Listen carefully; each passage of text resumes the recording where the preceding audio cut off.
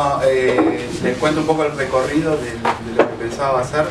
Es como describir un poco los acontecimientos económicos, políticos de las últimas 3 semanas, la corrida cambiaria. De todo. De todo, pasó de todo. Con la corrida cambiaria de las últimas 3 semanas, hacer un primer balance de la situación, de quiénes ganaron, quiénes perdieron. Y después tratar de plantear algunas de las perspectivas políticas y económicas que abren. Bueno, ya todo el mundo sabe, hay una negociación con el Fondo Monetario en curso, entonces eso puede implicar, bueno, convulsiones, no sé, puede implicar de todo, que es parte de lo que habría, me parece a mí, que discutir y de finalizar con algunos de los planteos programáticos que estamos haciendo desde el BTS y en discusión, ¿no?, con las otras fuerzas, con las fuerzas políticas capitalistas antagónicas que también están planteando políticas frente a esta situación de inminente crisis política y económica. Mi idea, no sé si lo lograré, a la mañana no sé si puedo, pero tratar de exponer una media hora y después que intercambiemos. Igual como son temas económicos complejos, yo voy a tratar de explicarlo de la manera más sencilla posible, pero si no se entiende algo, también podemos en un ámbito así parar, frenar y tratar de explicar mejor lo que estamos hablando, si es que no lo expreso bien o claramente. En relación a los acontecimientos, lo que ocurrió hace 3 semanas, desde el 25 de abril, creo que fue miércoles 25 de abril, es que empezó una corrida cambiaria contra el peso. Una corrida cambiaria no la hace la gente que está haciendo colas en el banco para comprar $200, $300, sino que la hace el capital financiero de carácter más especulativo. Bueno, eso vamos a tratar de desarrollarlo durante esta charla que tengamos. Pero ¿qué ocurrió el 25 de abril para que empiece una corrida? Hay un hecho internacional que ocurrió en Estados Unidos, que es muy difícil de explicar los mecanismos por los cuales repercutió en Argentina, pero lo que sucedió es que subió un poquitito, apenas un poquitito, la tasa de interés de los bonos de Estados Unidos. La tasa de interés Estados Unidos está más endeudado que Argentina y se endeuda permanentemente emitiendo bonos. Y esos bonos pagan una tasa de interés. Cuando empieza a haber más problemas, sube la tasa de interés, sobre todo para tratar de frenar la inflación.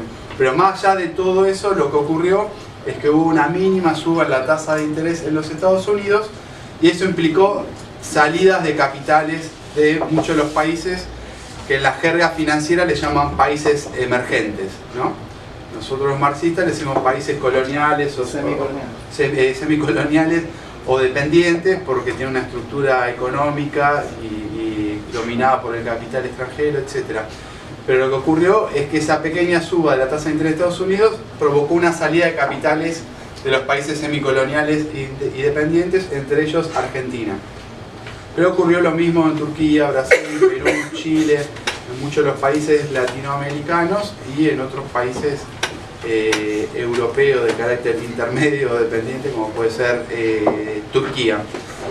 Pero en Argentina repercutió de manera amplificada, o sea, en todos hubo una salida de capitales, pero no en todos los países ocurrió lo que ocurrió en Argentina. Incluso no ocurrió lo mismo que en Argentina, en Brasil, que es un país que tiene una crisis política, bueno, todos sabemos, un golpe institucional y tiene una crisis política importante. Entonces, el gobierno dice que el problema, como decía Cristina, el mundo se nos vino encima, como que son factores externos. Entonces los factores externos existen, pero actuaron sobre una situación económica que ya venía siendo crítica.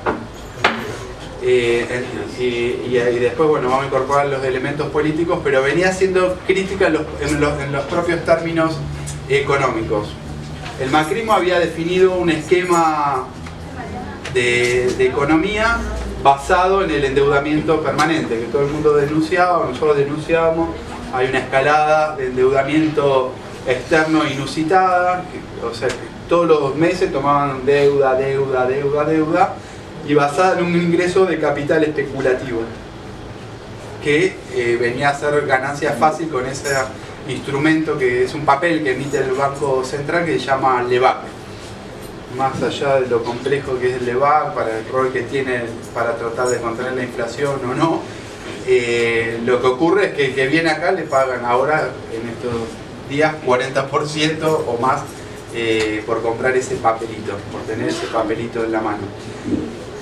Entonces, ese esquema basado en el endeudamiento y en el ingreso de capital especulativo, que era una masa de dólares que entraban permanentemente al país y disimulaban los desequilibrios económicos que tenía el país, yo creo que se terminó, o se acabó hace 3 semanas.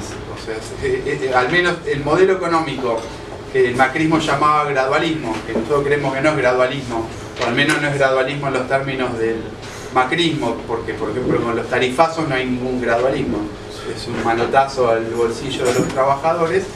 El esquema ese, creo yo, se terminó, se quebró hace 3 semanas cuando empezó la fuga de capitales. ¿Por qué? Porque nosotros decíamos, son socios del capital financiero internacional, favorecen a los especuladores, etc. El macrismo dio un rol central al capital financiero, el capital financiero especulativo en el esquema económico, los entronizó, les entregó todos, y hace 3 semanas el capital financiero, como dicen, hubo fuego amigo, se retiró todo lo que pudo del país. Es decir, uno de los principales apoyos que tenía ese modelo, entre comillas, o plan económico, se retiró, le soltó la mano. Y eso es un hecho muy importante, incluso muy importante desde el punto de ver las alianzas, no de la clase obrera con el resto de las clases oprimidas, sino de la intercapitalista, ¿no? De ver qué ocurre entre los propios capitalistas. El capital financiero se retiró porque había una retirada de los países semicoloniales o dependientes, pero fundamentalmente porque observaron que hay una serie de desequilibrios económicos muy profundos en Argentina que el macrismo apuntaba estratégicamente a solucionarlos, pero en la práctica tenía cada vez más inconvenientes. Y eso ya no es una cuestión meramente económica, sino que ahí entran a jugar los factores políticos. Y hay que remontarse por lo menos a diciembre o octubre. No sé si se acuerdan, en octubre el gobierno ganó las elecciones de manera más o menos holgada, ganó la provincia de Buenos Aires, ganó la ciudad de Buenos Aires, ganó en el conteo de todo el país, y apenas ganó, Macri fue al Centro Cultural Kirchner y dijo: iniciamos, como contra lo que decimos los revolucionarios, en vez de la revolución permanente, empezamos el reformismo permanente. Es decir, una serie de reformas de atacar a la clase obrera de manera más anunciada o pronunciada, más aguda de lo que lo venían haciendo. Pero eso tuvo un traspié en diciembre con la reforma previsional, que la lograron hacer votar en el Congreso de la Nación, pero nosotros decimos con mucho costo, por eso decimos un triunfo pírrico. Ganaron la votación, pero se empezaron a... empezó un proceso de declive en algo que es muy importante para el macrismo, que es las encuestas. Empezó a ver que el macrismo caía en las encuestas, que había generado mucho malestar social, y de eso tomamos cuenta nosotros, pero también tomó cuenta el peronismo, y el peronismo que venía siendo un peronismo el peronismo federal de los gobernadores, el peronismo de Sergio Massa, que venía siendo totalmente colaborativo en la gobernabilidad y en votar las leyes de ajuste, como el pago de los fondos buitres, el presupuesto nacional, la reparación histórica para los jubilados, que era un engaño, porque no hubo nada de reparación histórica para los jubilados, en realidad encubrió un blanqueo para los que habían evadido y fugado capitales. Bueno, el peronismo, que le venía votando todas las leyes, empezó a tener un rol muy moderado, pero un rol más opositor, por lo que había sucedido en diciembre, que generó malestar social con la reforma previsional, también porque empezaban las especulaciones hacia 2019, que se a ver si logran constituir una oposición viable para 2019.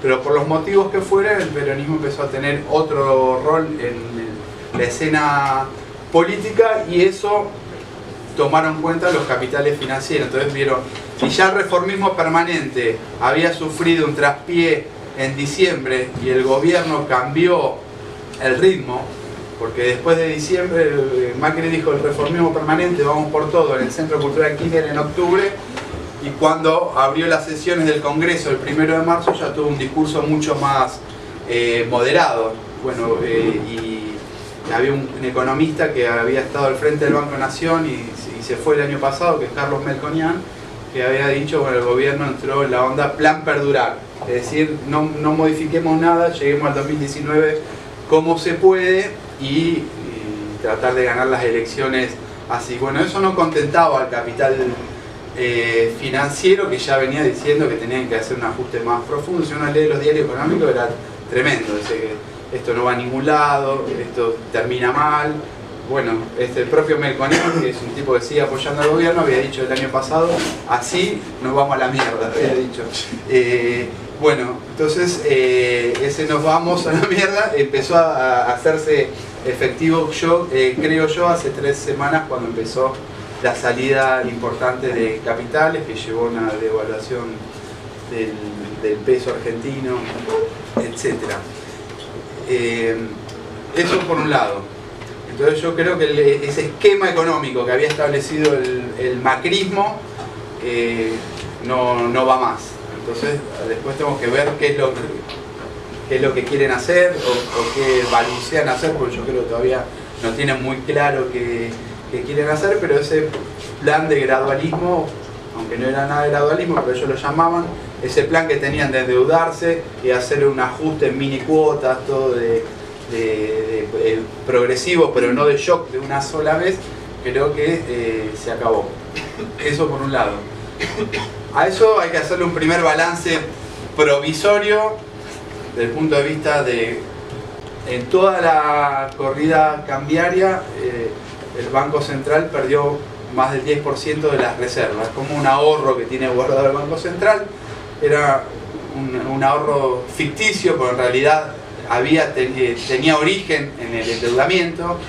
O sea, el gobierno se endeudaba y guardaba dólares en el Banco Central. El gobierno decía que eso nos da una fortaleza enorme para enfrentar cualquier corrida, pero se mostró que la fortaleza del Banco Central no era tal. Ahí se cae otro hito del discurso del gobierno. Dice, con las reservas no la bancamos, si quieren venir a jugar, a especular con el dólar y el peso argentino, nosotros le hacemos frente, y se mostró que no pudo hacer frente solo con las reservas. Entregó durante una buena cantidad de días reservas, y cuando no pudo contener la corrida cambiaria con las reservas, empezó a probar otra herramienta, que es el subir las tasas de interés de la LEBAC, lo que llaman la tasa de referencia del Banco Central, que es otra tasa distinta a la LEBAC, pero que todas están encadenadas. Entonces hace una semana y pico en la última semana y pico subió 2 veces la tasa de interés, lo cual es un incentivo adicional extraordinario para los especuladores para tratar de que se queden y no se sigan yendo. Entonces, por un lado, el balance provisorio de estas 3 semanas está que perdió la fortaleza, no era tal, perdió una parte importante de sus reservas, todavía tiene muchas reservas igual, y tuvo que dar más incentivos al capital financiero, y no obstante el capital financiero y el más especulativo se siguió retirando del país. Eso llevó a que este último martes hicieran una medida desesperada de recurrir al Fondo Monetario Internacional. No sé si vieron en las redes, estaba circulando esta semana, el martes, miércoles, un cartelito con el actual ministro de Hacienda, Nicolás Dujovne, un cartelito que decía no volvamos al fondo. Es una foto de 2016, cuando era periodista en TN, junto con Carlos Pagni, en un programa que tenía los días lunes a la noche. No volvamos al fondo. El tipo que dijo no volvamos al fondo, el martes a la noche salió volando a pedir una ayuda, un rescate del Fondo Monetario Internacional. Yo digo que es una medida desesperada porque no lograron contener la corrida. Hasta el martes se había agudizado la suba del dólar, y es una medida desesperada por la forma en que se dio. Primero porque habían rechazado ellos mismos recurrir al Fondo Monetario Internacional. El Fondo Monetario Internacional estuvo en el mes de abril en Argentina, Christine Lagarde, que es la presidenta, en un encuentro del G20, porque Argentina está organizando el G20, que va a ser en noviembre, diciembre en este país, que es un encuentro de las principales economías del mundo, que por una carambola histórica Argentina está metido ahí adentro, lo metió Menem en los últimos años de gobierno. Pero había estado el Fondo Monetario Internacional y no habían hablado de nada. Es más, la presidenta del Fondo Monetario Internacional dijo que apoyaba el plan del gobierno, el gradualismo y demás. Fue desesperada por esto, porque nadie, ni ellos mismos lo preveían, y después cuando uno lee los diarios de estos últimos días, incluso Carlos Pagni, que es muy cercano a Duhovne, que es el ministro de Hacienda, relatan las escenas palaciegas, donde dice que el lunes se reunieron con la coalición Cambiemos, con los radicales y demás, y no le habían informado nada, y que el lunes a la noche Caputo les advirtió que seguía la corrida y que estaban bajando la cotización de los bonos argentinos, que se iba toda la mierda. Entonces le dijo, vayamos al fondo, y lo decidieron así, de un momento a otro, ir al fondo sin que sus aliados de Cambiemos, los radicales, Carrió, lo supieran. Le avisaron como minutos antes de anunciarlo. De hecho, ni siquiera dentro del mismo PRO. No, dice que sabían 4 o 5 personas que son... Pagni lo llama el grupo de WhatsApp más poderoso en Argentina. Exacto. Son 6 personas. Entonces, por eso es apresurado o desesperado, pero también es desesperado por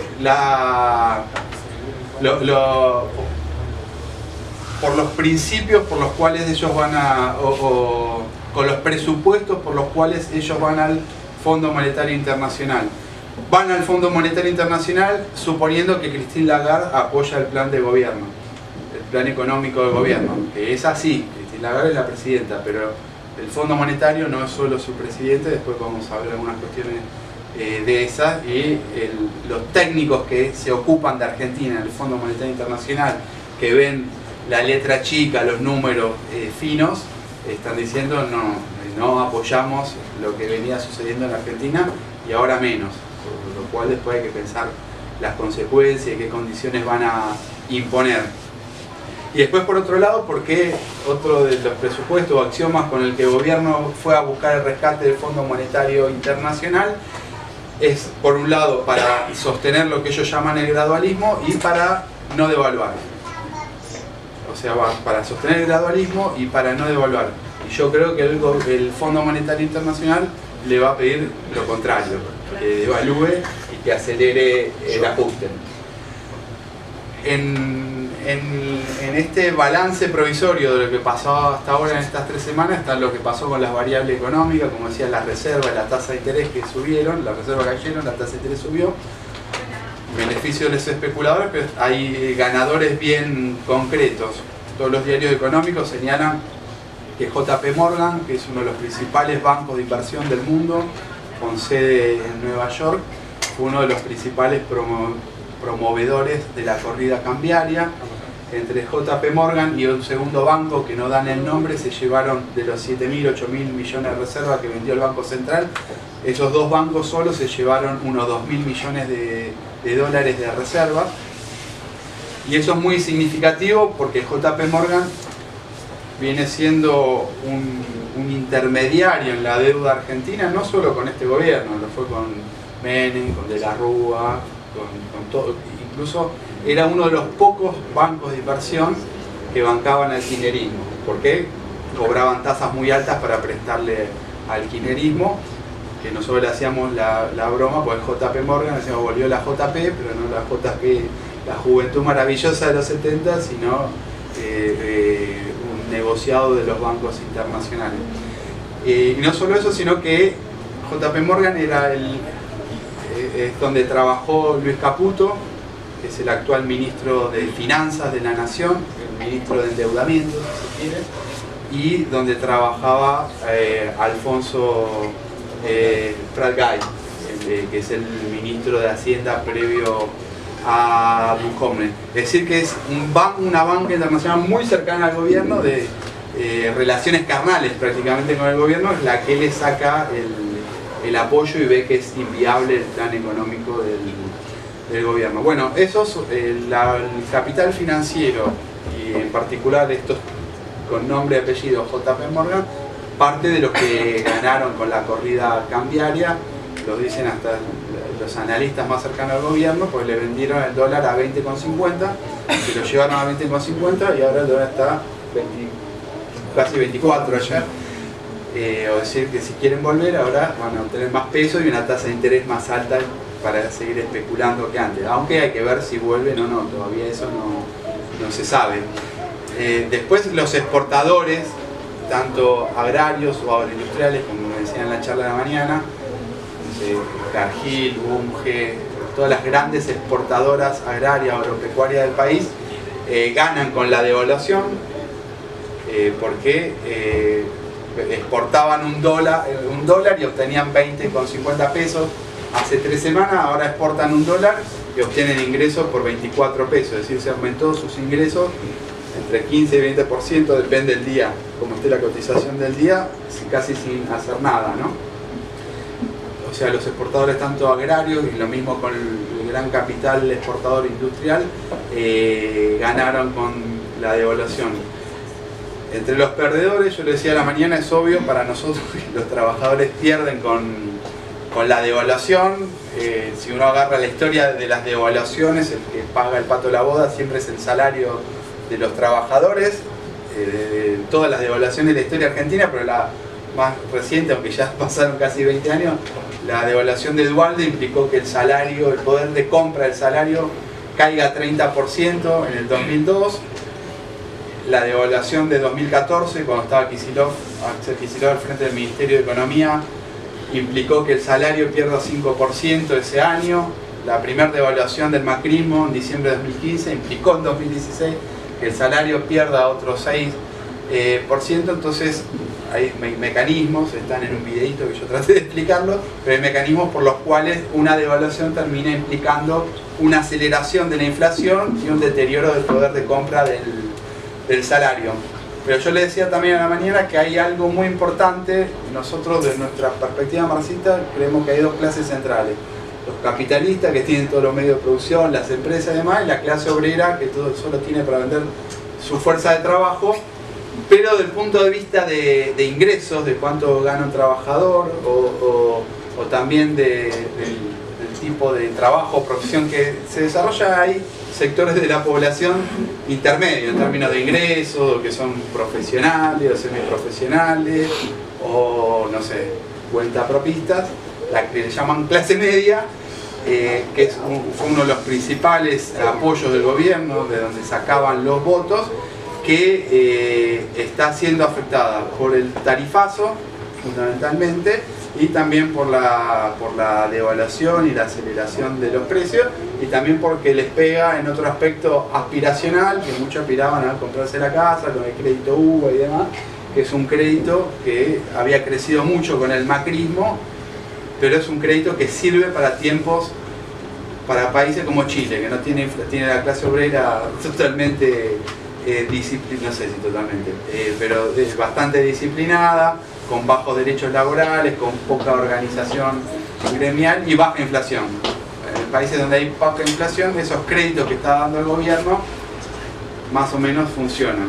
No son ninguna panacea, pero más o menos funcionan. Ahora, en economías que se devalúan, que tienen inflación, esos créditos no van a ningún lado. Y de hecho ya ayer habló otro Caputo, que domina todas las esferas de la economía, que es el presidente del Colegio Escribano, que dijo se están cayendo muchas operaciones de compra-venta de departamentos. Es decir, golpea en un aspecto aspiracional de la clase media, que era el crédito hipotecario para acceder a la casa o para mudarse a una mejor, que opino yo que está con el tarifazo, no sé, que dijeron, bueno, vamos a cuotificar el pago del aumento. ¿Cuánto enojo? Claro, claro.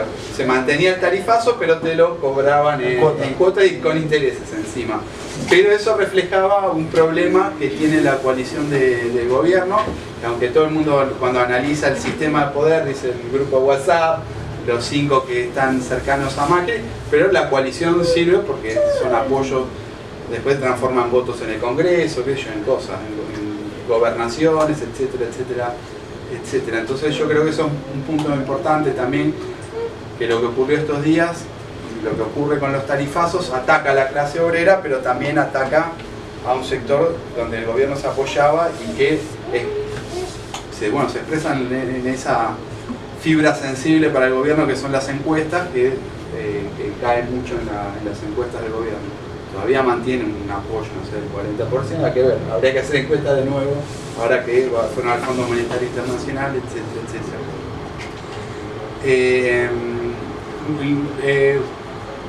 ¿Cuáles son las consecuencias de lo que ocurrió hasta ahora y de lo que viene? Yo decía que el macrismo va desesperado al Fondo Monetario Internacional a buscar un rescate y va con premisa de que el Fondo Monetario, porque Lagarde se lo dijo una vez acá, mientras brindaba y cenaba en la casa de Duhovne, que le bancaba el plan que estaban haciendo. Pero otra cosa cuando le vas a pedir plata, la mujer ya no es la misma que cuando toma vino y está brindando, está relajada y come chocorro. Y el gobierno va con la premisa de no devaluar y con la premisa de mantener ese gradualismo. Y es muy probable, no sé si vieron que nadie da detalles, se está negociando algo con el Fondo Monetario Internacional, pero no se dice cuánta plata están pidiendo, cuánta le ofrece el Fondo Monetario Internacional, a qué tasa de interés, con qué plazos, con qué requisitos, etc. No se sabe nada de eso.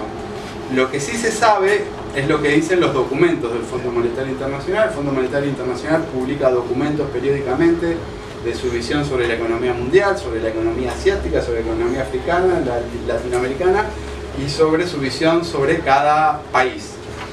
Y entonces la visión que ya tenía lo que le llaman la burocracia del Fondo Monetario Internacional, son los técnicos, es que no es la misma que Lagarde decía públicamente. Christine Lagarde, que es la presidenta del Fondo Monetario Internacional, decía una cosa, pero los técnicos del Fondo Monetario en los documentos que escriben, que están publicados, dicen otra. Dicen que ven muchos problemas, que hay que hacer más ajuste y que hay algo, por ejemplo, el gobierno el año pasado ganó mucho con la obra pública.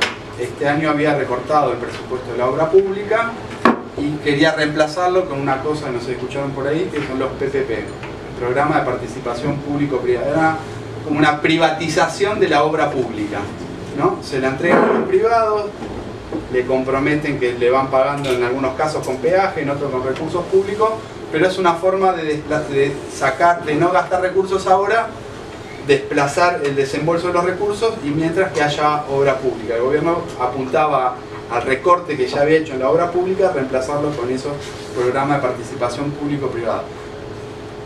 Hace 2 semanas se abrieron hubo varias ofertas de empresas privadas, ofertas técnicas, pero todavía no hicieron la oferta económica, que la tienen que hacer estos días y es toda una incógnita que va a pasar con eso. Pero no solo eso, sino que el Fondo Monetario Internacional dice, nosotros no queremos PPP. No queremos PPP porque ya fracasó en Gran Bretaña, creo que es en España también, y dice aparte pues es una forma de encubrir el endeudamiento público. Entonces, un aspecto central con el que el gobierno quería llegar a las elecciones está en cuestionamiento. Y otra cosa, que ya es un secreto a voces, es que el Fondo Monetario quiere una devaluación. No la que hubo hasta ahora, sino una devaluación mayor. ¿De qué proporción? No se sabe. Entonces hay una discusión de qué quiere el Fondo Monetario Internacional, cuáles son los alcances del ajuste. Vas a pedir, el problema es cuáles son los alcances.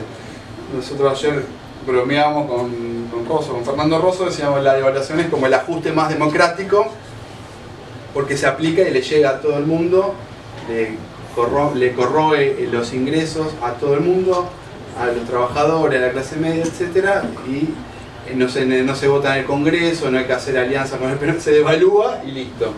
Eso no es fácil de evaluar porque se puede controlar más la situación económica y financiera, pero se aplica y ya está, como hizo Dualde de 2002, como hizo Kicillof en 2014 o como hizo el macrismo en diciembre de 2015, y también había hecho en una proporción menor entre diciembre y marzo, ¿no? Que el dólar fue del 17 a 20 pesos. Entonces eso es un aspecto muy importante que es probable, creo yo muy probable, y creo que todas las tendencias llevan a que haya una mayor devaluación. Porque lo pide el Fondo Monetario Internacional, porque ayer Cristiano Ratazzi dijo su fórmula mágica para todas las crisis, que es lo que dice siempre, tiene que estar el dólar más caro, y lo quieren los exportadores agrarios, que están otro de los aliados del gobierno, que le bajó las retenciones, algunas producciones le sacó retenciones directamente, le permitió liquidar los dólares que obtienen en la exportación como se le dé la gana. Antes tenían que liquidarlo en 30 días, ahora lo liquidan en 180, en un año, o sea, cuando tienen ganas. Y ayer, o anteayer, no sé si vieron que Carrió dijo, hagan patria, liquiden, entreguen los dólares. Es decir, que los amigos más íntimos del gobierno le están retaseando los dólares. Es decir, todos le están sacando, fagocitando los dólares al gobierno. Y después hay otro aspecto que tiene que ver con las tendencias devaluacionistas que ya están actuando, pero que creo yo son más profundas, que hay un desequilibrio externo muy importante. Argentina en 2017 importó mucho más de lo que exportó. Es decir, que como si uno todos los meses cobra 10.000 pesos y gasta 15.000, cobra 10.000 y gasta 15.000. Bueno, eso viene haciendo Argentina con el comercio exterior. Entonces tiene un rojo externo que le llaman o déficit del comercio exterior, o después más amplio, lo que le llaman déficit de cuenta corriente, de balanza de pago, que ya incluye pago de la deuda externa, fuga de capitales, remisión de las ganancias de las empresas imperialistas en Argentina hacia el exterior. Bueno, tiene un rojo externo muy fuerte, que alguien lo tiene que financiar. Y entonces eso es un elemento estructural, creo yo, que conduce a una devaluación, porque eso se devalúa.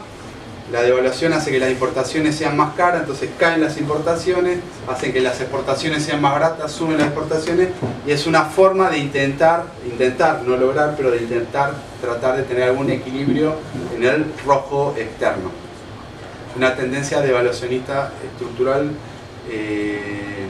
creo yo, muy importante. Es decir, están los actores que quieren la devaluación y están los elementos estructurales que conducen a una devaluación.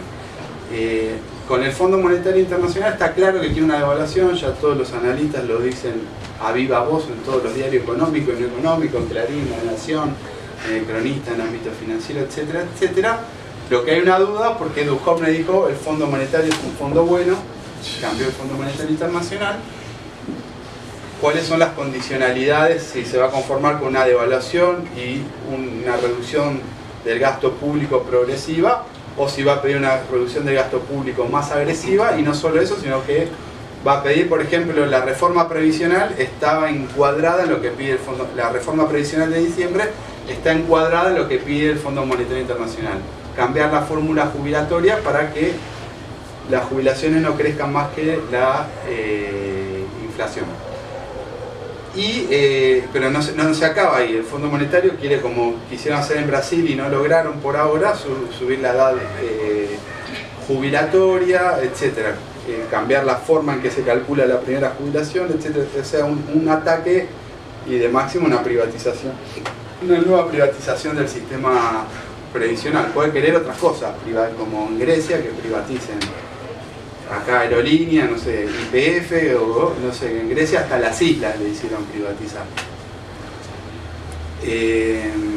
Entonces hay una discusión de qué va a pedir el Fondo Monetario Internacional. Yo tengo una visión, pero hay una discusión dentro incluso del partido, qué va a pedir el Fondo. La devaluación creo que más o menos hay acuerdo que se va a profundizar y hay que ver cuándo, en qué ritmos y demás.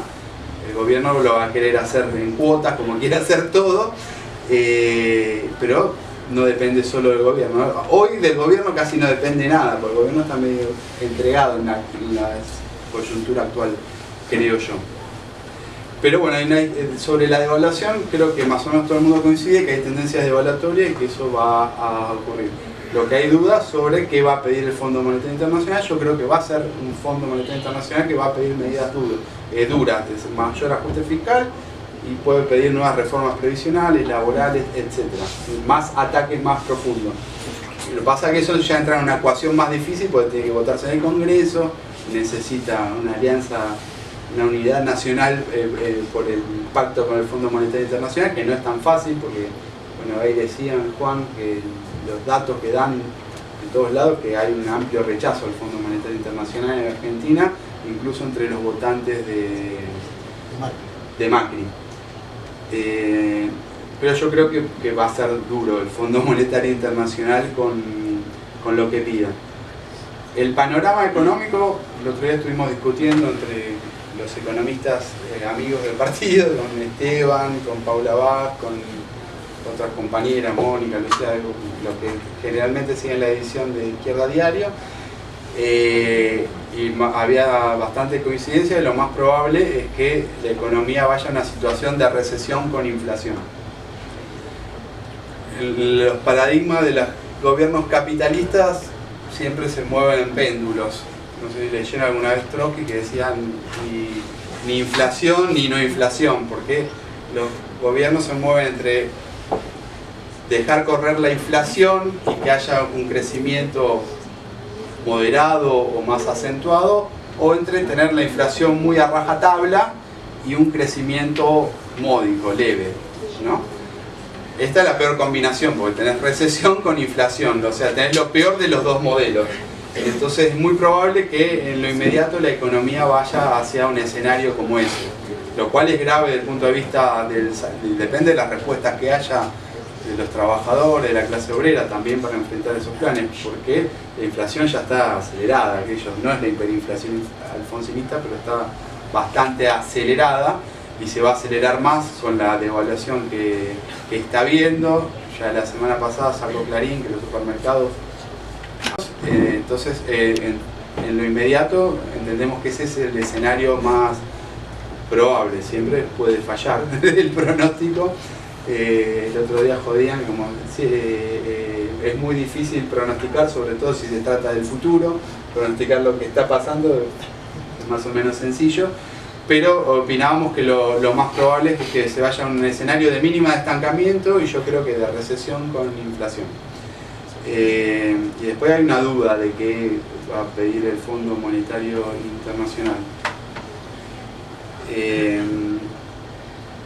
Ahí está lo del martes que hablábamos.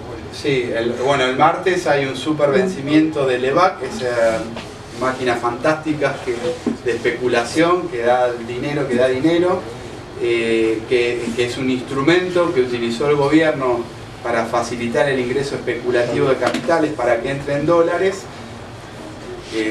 Como no le funcionaba, le dejó de funcionar, subió la tasa en pocos días del 27 al 40%. Y si hay un retiro masivo de los que estaban comprando LEVAC y el martes se van, puede ser una nueva estocada devaluacionista, porque el Banco Central va a tener que agarrar las LEVAC, darle pesos, y esos especuladores con los pesos van a ir a comprar más dólares. Entonces el martes hay una fecha clave para ver qué es lo que pasa. Ayer, aparte que subió el dólar, en algunos segmentos la LEVAC hay un mercado secundario. El Banco Central emite LEVAC y va renovando periódicamente, y en el medio hay lo que llama un mercado secundario. Todos los que compraron LEVAC, aparte uno compró LEVAC y va y la vende y después vuelve a comprar. Son todas maniobras especulativas. Pero ayer, en ese mercado secundario de especulativo, ya la tasa de interés que estaba pagando la LEVAC de menor plazo, que es de 5 días, no importa los elementos técnicos, estaba pagando más de 100%. Y había algunas empresas que usan, no sé, por ejemplo, cheques,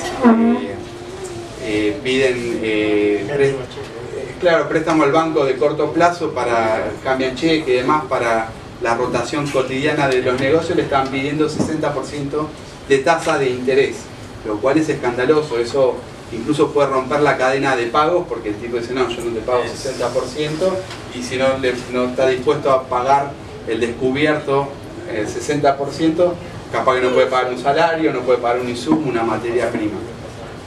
Entonces el martes, bueno, hay un vencimiento importante del EVAC, más allá de las cuestiones técnicas, es una herramienta central del esquema monetario del gobierno y de la especulación.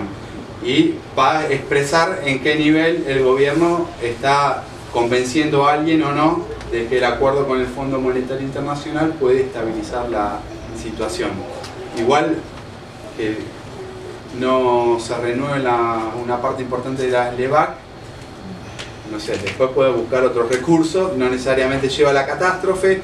Que se renueven todas tampoco significa que se estabilizó la economía, porque capaz que se renuevan todas, no sé, le sube la tasa al 80%, capaz. Pero eso, si ya la devaluación es recesiva, poner la tasa de interés al 80% es decidir votar a ir a la recesión más profunda, porque la tasa de interés no es solo para la especulación, sino que cuando nosotros compramos en el supermercado con la tarjeta de crédito pagamos una tasa de interés, y si esa tasa de interés sube, se va a hacer cada vez más costoso que nosotros podamos comprar cosas mínimas, alimentos, digo, ¿no? Ir a comprarse un auto, una casa. Y para los empresarios también, o sube la tasa de interés, o dejan de invertir porque les cuesta caro endeudarse, o si tienen la plata para invertir y dicen, yo porque voy a invertir en una economía en recesión inflacionaria, que no sé si lo que invierto me vuelve en ganancia, lo dejo en LEVAC o en otro instrumento especulativo. Es decir, que la tasa de interés cuando sube es cuánto el gobierno decide tener de recesión, digamos, para decirlo de alguna manera. Había otras cosas que queríamos charlar, que es el programa que estamos planteando. Primero, no al acuerdo al Fondo Monetario Internacional. Nicolás del Caño con Natalia González Elira presentaron un proyecto el miércoles a la mañana, antes de que se debata la reducción módica de los tarifazos, de rechazar cualquier acuerdo con el Fondo Monetario Internacional, de que Argentina salga del Fondo Monetario Internacional. Queríamos discutir eso, el no pago de la deuda externa, la nacionalización de la banca, del sistema energético, pero yo no sé si conviene que yo pare, intercambiamos y en el intercambio hablamos sobre eso mismo. Digo, pues ya hablé mucho, me parece. Como quieran, si no, sigo, pero... ¿Es cierto que pidieron el fondo, el FMI pidió que se achique los salarios? ¿Una baja de salario? Eso no, como no hay ningún detalle, no se sabe. Pero yo creo que hay una memoria histórica que el Fondo Monetario Internacional es odioso. Yo creo que nosotros ya deberíamos ejercitarnos muy bien en por qué es odioso. Y uno de los últimos episodios por los cuales fue odioso es que en el 2010, en el año 2000 le impuso a De la Rúa un recorte de los salarios del 13%, de los salarios públicos y de las jubilaciones. Ahora, como en el 2000, bueno, después está la discusión si es 2001 o no es 2001, ahora yo creo que no es 2001, pero no porque no hay crisis, sino porque tiene otras formas, otras características, y también porque en el 2001 era, creo yo, más catastrófica la situación, lo cual no le quita entidad a lo crítico que es la actual situación. Pero lo que no había en 2001 era inflación, porque había estado el sistema de convertibilidad. Entonces ahora capaz que no dicen que bajen los salarios, pero con que los congelen en un proceso inflacionario suficiente para que se deteriore el poder de compra.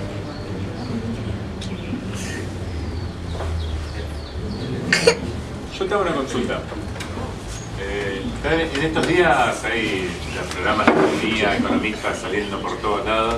Yo, por ejemplo, hoy a la mañana, en todos los noticieros había un economista hablando. Hay una cuestión ahí que plantean, o sea, te pregunto a vos como para limpiar la cabeza un poco de tanta pavada que se dice por todos lados, en tu opinión.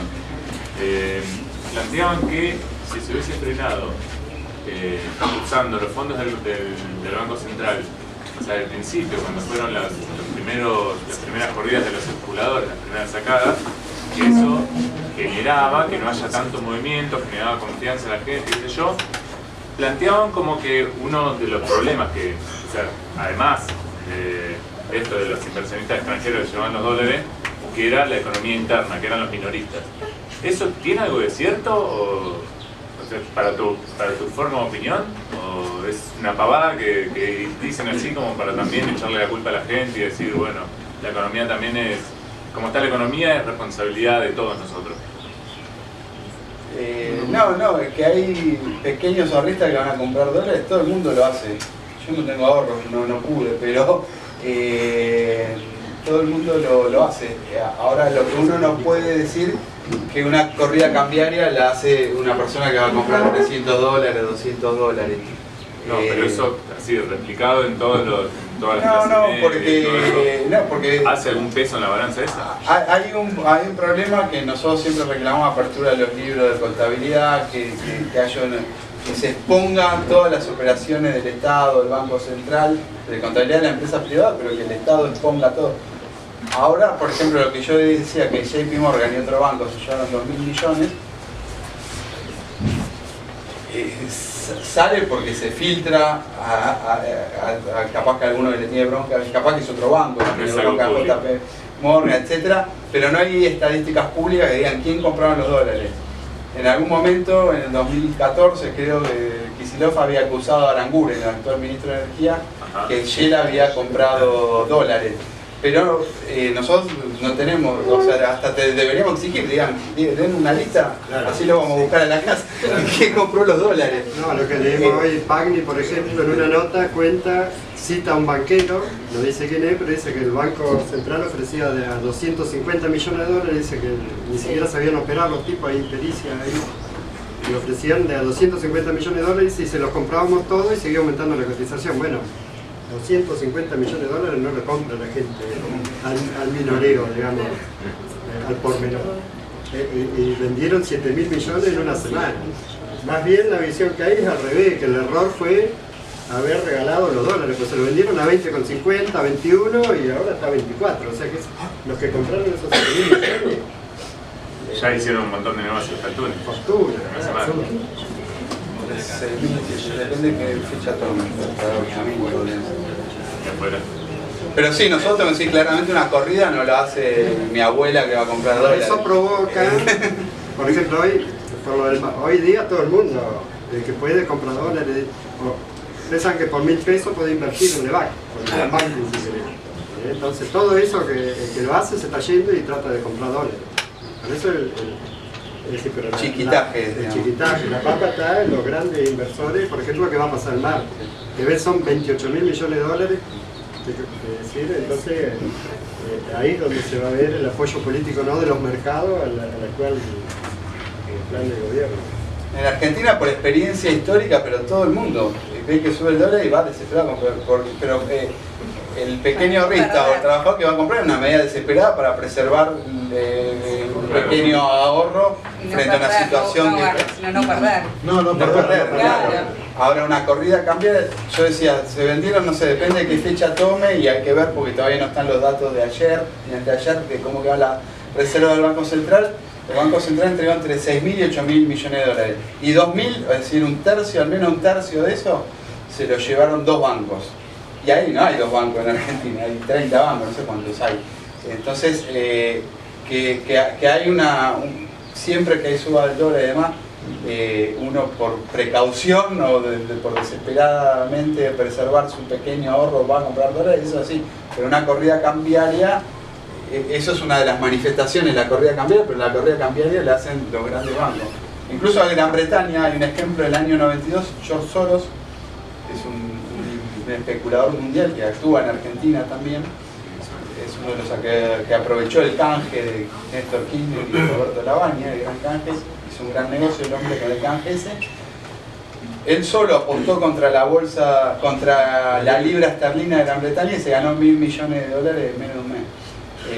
Entonces las corridas no las hace la gente, como dicen, sino que las hacen el capital financiero, incluso las empresas industriales, agrarias, que de hecho no están entregando dólares y habría que ver si no están comprando. Yo estaba leyendo un libro de Fugar y Endeudar, se llama, de bastante kirchnerista, y hacen la historia y ahí sacan listados, pero de ahora no tenés, pero de cómo fue las corridas en la dictadura, las corridas en 2001 y agarrar las listas, lo que hicieron los dólares, Techin, Bunge, Banco Santander, Banco Villa, son todos los mismos que están diciendo que hay que estabilizar la economía, que hay que poner racionalidad, que hay que tener calma, que esto ya se mejora, al mismo tiempo están vaciando los dólares del central. Sí, yo te quería hacer una pregunta. El otro día hablaba con un amigo que él trabaja en Carrefour y él me contaba cómo remarcaban diariamente los precios. Él es repositor, se encarga especialmente de reponer lo que sea de craft. Entonces me decía que en el mismo día a veces lo mandan a reponer y otras veces a sacar de las góndolas y después poner más tarde para ponerlo a un precio más alto. Porque me quedó muy claro todo lo que vos explicaste, ¿no? De los debugs, la reserva, bueno, todo el funcionamiento, pero en lo cotidiano, o sea, en el mismo día. ¿Cómo sucede esto, ¿no? De que en el mismo día un precio está a la mañana algo y a la tarde está... Es decir, es una decisión que lo toman los empresarios y lo hacen así arbitrariamente o tienen que ver toda una repercusión con esto de que en el mismo día, no sé, sube el dólar y se decide más, no sé, por arriba, porque es algo que me cuesta entender en lo cotidiano, ¿no? A río revuelto todos tratan de sacar ganancias y a veces remarcan, aunque todavía no le hayan subido los costos de lo que ellos compran. Pero sí, son decisiones concertadas y yo creo que todos a río revuelto se apresuran a remarcar, pero después hay elementos objetivos y mecanismos que actúan. Cuando hay una devaluación, lo que es importado aumenta. No sé, uno importaba este celular a $1000, salía 20.000 pesos, no, este sale menos, pero... Y ahora sale 24.000 pesos, aumentó 4.000 pesos en un ratito, o en 3 semanas. Precio internacional. Claro, se traslada al precio de las góndolas. En las góndolas a veces hay producto importado, a veces de manera directa, pero a veces de manera indirecta, porque capaz que la empresa que vende algo en la góndola, para producir necesita una materia prima importada, un insumo Por ejemplo, importado. Hardcore, por ejemplo, que ayer lo decían en la tele como un dato firme que no tiene precio en este momento. Es decir, cuando le quieren comprar, los tipos dicen no vende Hardcore porque... ¿Por qué? Porque está esperando que se acomoden los precios porque es exportador Hardcore. Entonces, hay una especulación ahí. y sí, porque están esperando a que se estabilice el dólar, porque el Arco que va a querer hacer vender lo que vende acá adentro a precio se exporta internacionalmente, ¿no? Entonces, sí, las grandes cadenas, los grandes fabricantes son formadores de precios, muchas veces con especulación, más allá de que después actúa un mecanismo económico que tiende a estabilizar los precios a un nivel real, digamos, pero en el medio, en lo que dice el río revuelto, ahí aprovechan y hacen ganancias extraordinarias, qué sé yo, con la especulación. Por eso incluso, después vamos a verlo del programa, pero una medida que nosotros planteamos es el control de los precios, el comité popular, incluso, por ejemplo, los repositorios. A mí me llamó la atención porque Claro. también uno de los argumentos del kirchnerismo, ¿no? Con la década ganada, es esto de los precios cuidados, ¿no? Como algo que era, digamos, algo positivo, ¿no? Sí, pero sigue Nosotros existiendo, teníamos Bueno, los precios cuidados era un acuerdo de Guillermo Moreno con los más, vieron que le llaman las cadenas de valor, no sé, pues hay un encadenamiento. Por ejemplo, yo soy la yerba, porque laburo en eso en el ministerio. Es un producto que se consume bastante, no sé, no es bastante esencial para la vida de los argentinos. Pero la yerba tiene un encadenamiento, hay pequeños productores de yerba, productores medios y también producción primaria de la hoja verde de la yerba mate. Después hay secaderos, que es una primera etapa de la industrialización, hay el del molino, que ya produce el producto final. Eso es un encadenamiento productivo. ¿Qué hacía Guillermo Moreno con todo? Iba y arreglaba con los 2 o 3 principales, con Amanda, no sé, con Rosamonte, y fijaba un precio, y después lo que hacían los tipos, iban, los cagaban, perdón, las palabras, ya dije mierda, cagaban, es escatológico. Sí. lo iban trasladando ese precio controlado que estaba semi-controlado hacia abajo, hacia otros actores de menor poder en la cadena. Por ejemplo, el pequeño productor de yerba. Otro sector que yo trabajo era el azúcar. Moreno iba arreglado con Ledesma, con Atanor, que ahora se vendió, pero es otro productor importante de azúcar de Argentina. Es muy difícil el sistema del azúcar, porque hay un sistema maquila, pero hay un montón de pequeños productores de caña de azúcar en Tucumán, sobre todo en Tucumán. Hay algo en Jujuy y en Salta. Y entonces Guillermo Moreno arreglaba un precio de ahora no me acuerdo, el dominó, era la azúcar dominó. Entonces dominó, estaba, no sé, a 5 pesos. Y entonces a los pequeños productores el Ledesma decía, te estoy comprando azúcar, pero es vamos a hacer dominó. Entonces lo que te pago por ese azúcar es en relación a estos 5 pesos. Y después Ledesma seguía vendiendo su marca a 10, 15, a lo que se le cantaba. Entonces en todos hacía igual, arreglaba con 2 o 3, de lo más es raro, porque uno dice es un control de precio. No, era un acuerdo donde controlaba alguna de las marcas y dejaba correr por el costado todo el resto. Sin decir que en los supermercados el precio cuidado faltaba. En general te ponían 10 paquetes de precio cuidado y 800 de no cuidado. O no había ninguno de precio. Yo lo tomé de Claro. Entonces nosotros cuando planteamos control popular de los precios y del comité de los propios trabajadores para ver los precios, para controlar lo que pero también porque hay muchas maniobras. Por ejemplo, cuando sacan stock, aunque haya un precio regulado, si la empresa te pone el stock, la gente va y lo compra igual al precio que fuera porque te lo están ocultando el producto. Entonces tiene que ver con avanzar en un control mayor de todo el proceso productivo. De mínima avanzar hacia los stocks, tener, por ejemplo, saber cuánto son los costos de la empresa, por qué sube los precios, o sea, quitarle el control de toda la información, ir avanzando en el control de la producción, pero también de los stocks. Incluso, no sé, comités de trabajadores que puedan requisar si faltan productos básicos y los tienen escondidos esperando para que haya más devaluación o suban más los precios, también hay que sacárselos. Y otro efecto importante con la devaluación, que está lo de lo importado, que dije, pero los que exportan, como Arcor, que exporta golosinas, alimentos, a medida que aumenta la devaluación, sus precios en pesos se van incrementando por el efecto de la devaluación, porque ellos cobran en dólares cuando exportan. Entonces, como cobran en dólares cuando exportan y crecen sus ingresos en lo que exportan, ellos quieren que equiparar en las góndolas argentinas, es decir, que uno pague lo mismo que a lo que venden en términos dolarizados. Entonces hay mucha especulación, y la hay del río revuelto sacar una tajada mayor, pero después hay elementos, tendencias objetivas de los mecanismos económicos que llevan a la suba de precios, ¿no? Pero ahí no podría hipotéticamente otra empresa quedarse con el precio que tenían anteriormente y sacarle los clientes a la otra. Eso sí, eventualmente puede ocurrir, depende, pero por ejemplo el Ledesma domina el 20% del comercio de azúcar. Y Atanor, ahora la que era Atanor, Ingenio Concepción y Leales en Tucumán, otro casi 20%. Ahí tenés el 40%.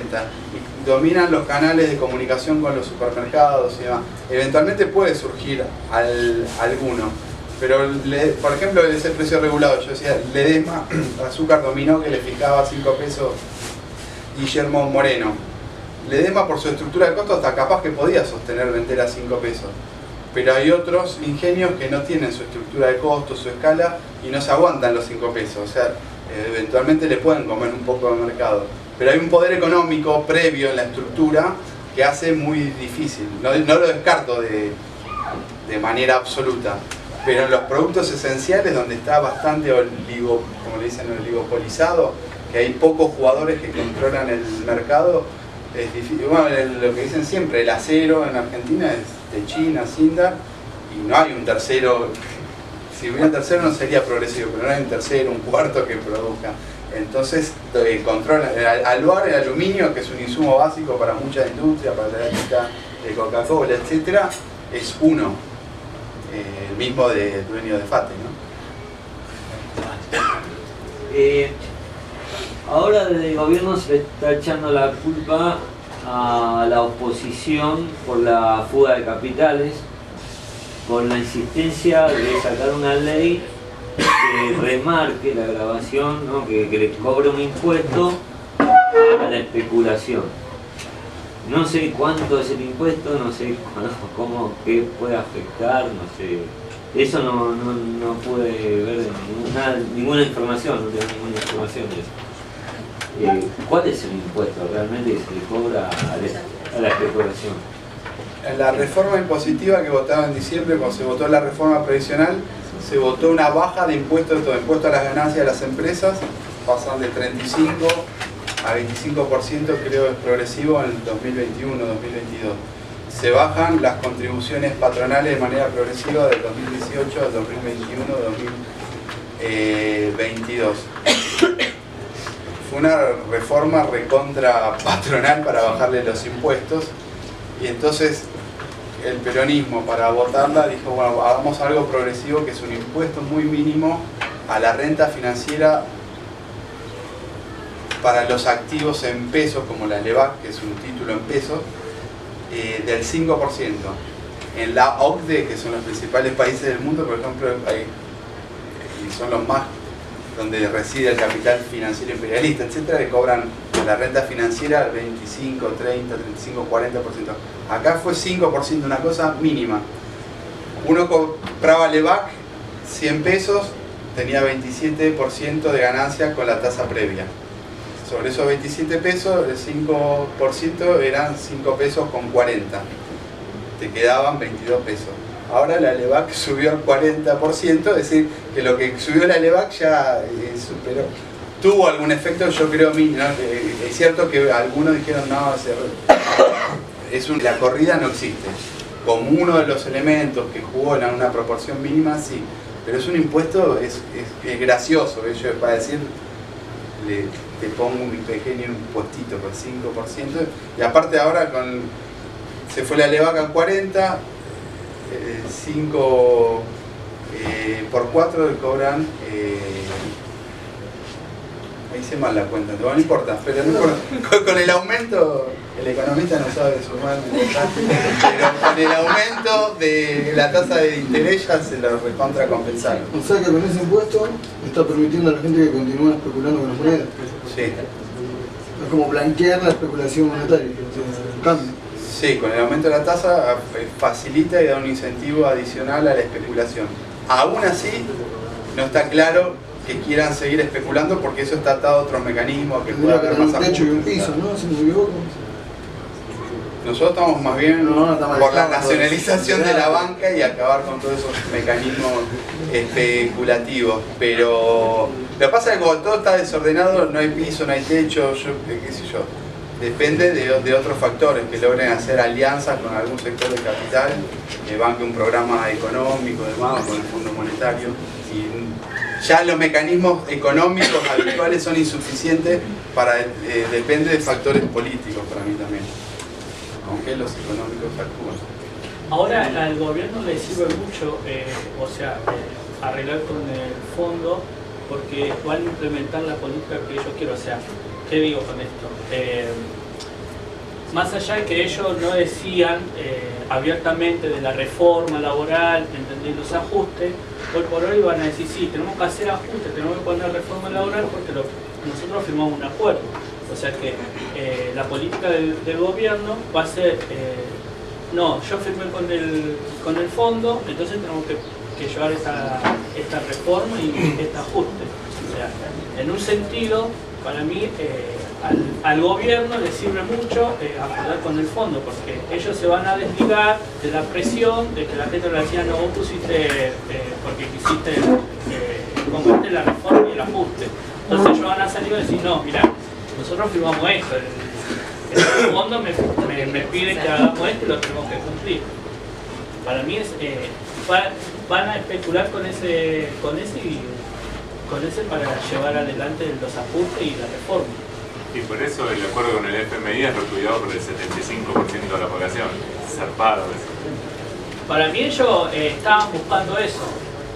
Indirectamente estaban buscando eso. Pero para mí les juega en contra. Que arreglen con el Fondo Monetario, para mí les juega en contra, totalmente.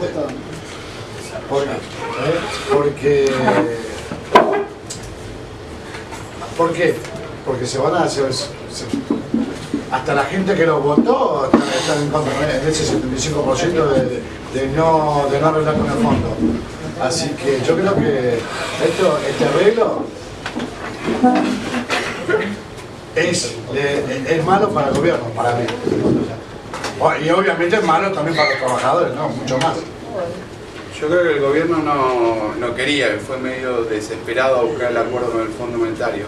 Ahora puede ser que lo haga como discurso, nos comprometimos a esto con el Fondo Monetario Internacional, tenemos que estabilizar el país, hay que hacerlo. Sería lógico que sea el discurso del gobierno. Yo creo que nosotros tenemos que responder como Miriam, que decía el otro día, hubo elección en octubre, nadie votó una devaluación, nadie votó que vayan a hacer un acuerdo con el Fondo Monetario Internacional, nadie votó que hagan tarifazos y hay que rechazarlo. Puede ser que sea el discurso del gobierno. Yo lo que sí no creo que el gobierno lo haya buscado, lo buscó conscientemente en el último minuto cuando ya todo se le iba al carajo, pero no como que lo quería de antes. Una salida, digamos. Claro, fue una salida desesperada frente a una situación que se le descontrolaba, pero como discurso seguramente lo van a tener, el discurso que decís vos. Yo creo que ahí ¿qué hacemos? ¿Seguimos o hacemos corte y después del programa?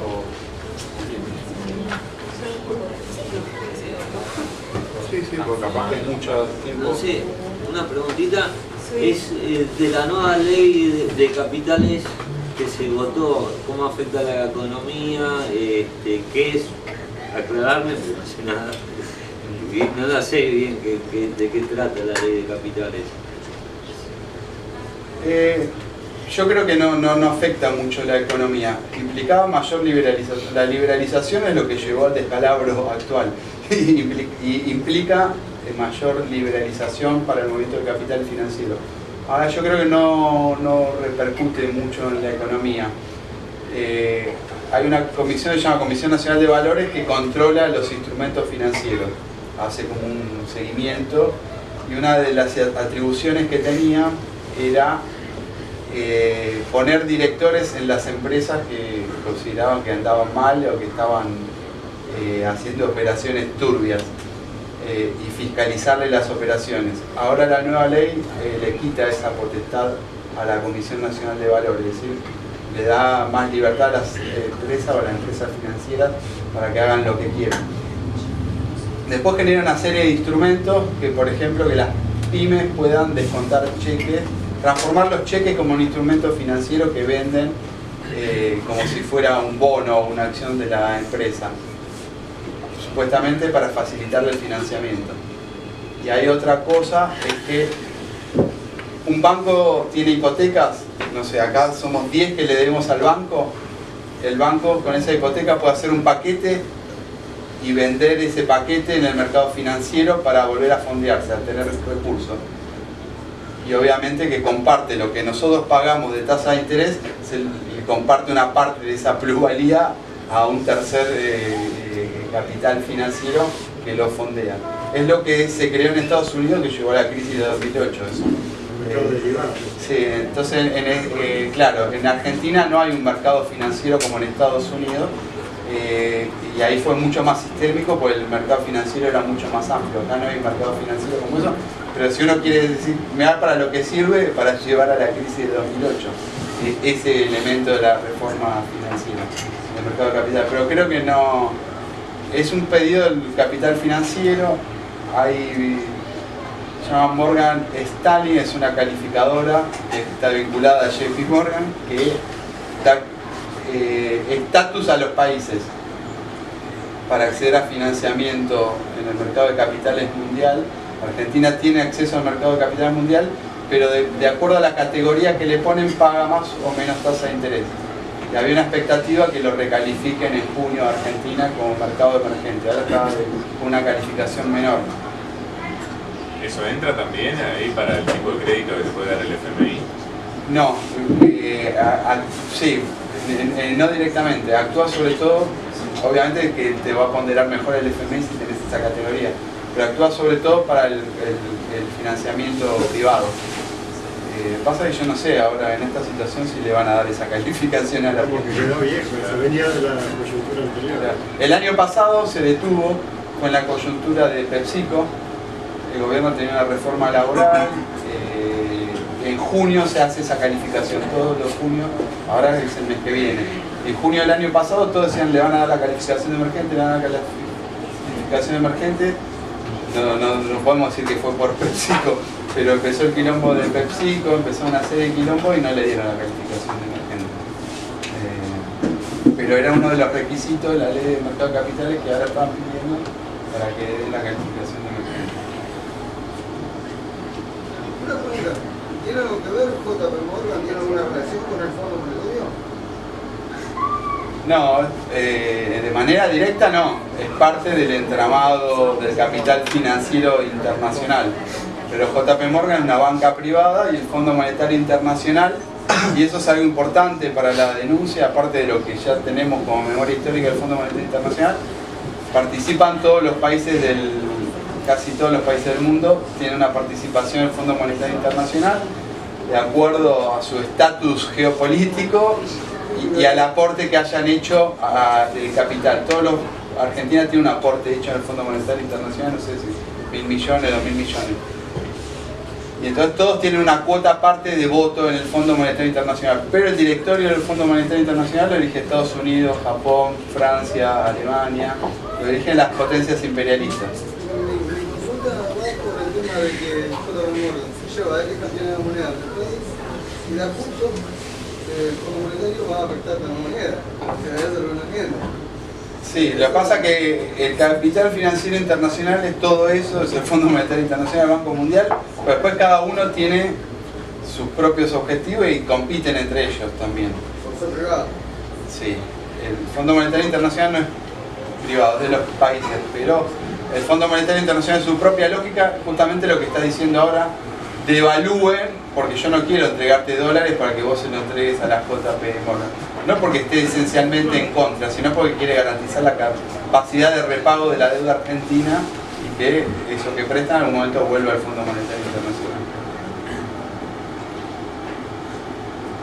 De hecho, un poco el gobierno se confió en que la JP Morgan y los mercados no le iban a dar un golpe, porque la corrida fue de los mercados, sí. Así de la banca financiera que fue la que se llevó los dólares, y el gobierno se confiaba que no lo iban a hacer porque son amigos, porque tuvo la cena esa con Lagarde en la casa de Duhovne, o incluso yo lo escuché al jefe de la sección política de Clarín, que había estado en Nueva York, que hubo la cumbre del FMI hace poco también, hace 2 semanas, que ahí también se había hablado muy bien del plan económico argentino, y los tipos se confiaron que por eso no le iban a dar un golpe, pero claro, digamos, el capital no tiene amistades, no tiene amigos, ni tiene patria. Los tipos, cuando vieron que podían sacar los dólares barato, porque el plan económico tenía sus contradicciones que no podían resolver, entonces los tipos le dieron un mensaje, no va mal el gradualismo, y le dieron un golpe económico. Es decir, y el gobierno actuó improvisado porque pensaba que no se lo iban a hacer a ellos porque son del mismo palo, digamos. Y demostraron que no. Así que cuando se trata de negocio, ven la oportunidad y avanzan.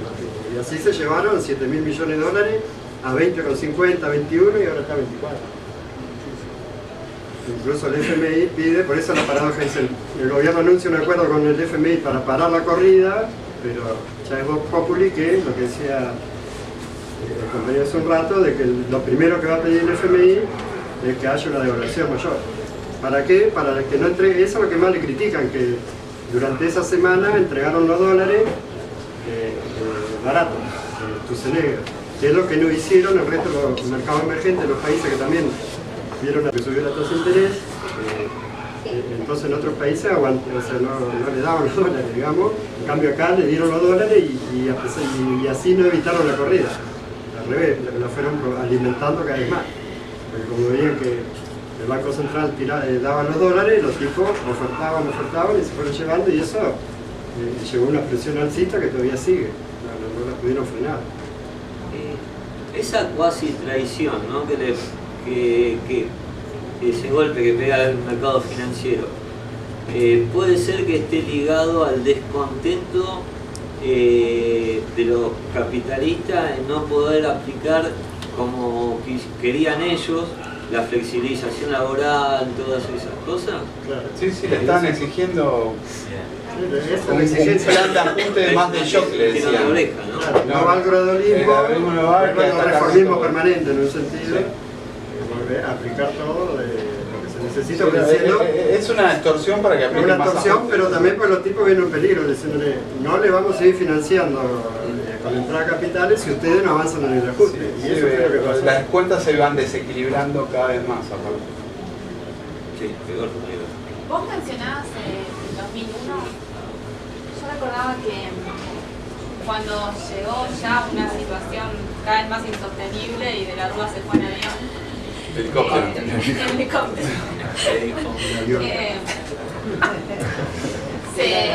O sea, una de las medidas que se contaban como las más progresivas era declarar el default para no tener que estar aplicando desmedidamente, ¿no? Los consejos obligatorios del Fondo Monetario Internacional, digamos. Como ahora, para mí es como que hay elementos nuevos, porque, o sea, la reforma previsional, la reforma laboral, bueno, son elementos de ajuste que en ese momento no se pensaron, digamos, que son como fórmulas nuevas. Sería como una especie de salida de la burguesía nacional, digamos, esta posibilidad de que declaren default o algo así, digamos. No. ¿Qué significa, no? ¿Qué significó en ese momento y podría ser una salida ahora? ¿No? Algo así. La duda. No, por el 2001 hay muchas dudas y muchas comparaciones. Mañana escuchen el Círculo Rojo, que va a haber muchas respuestas. Pero la situación es distinta desde el punto de vista económico, político y social. En el 2001 había un esquema de convertibilidad que era distinto. Era un dólar, un peso y era rajatabla, no había devaluación. Por lo cual también estalló como estalló.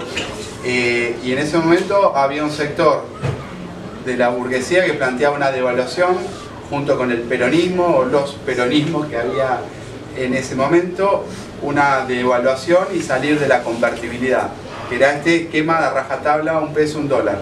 Siempre valía un peso, un dólar. Era una fijación, creo yo, ficticia del tipo de cambio.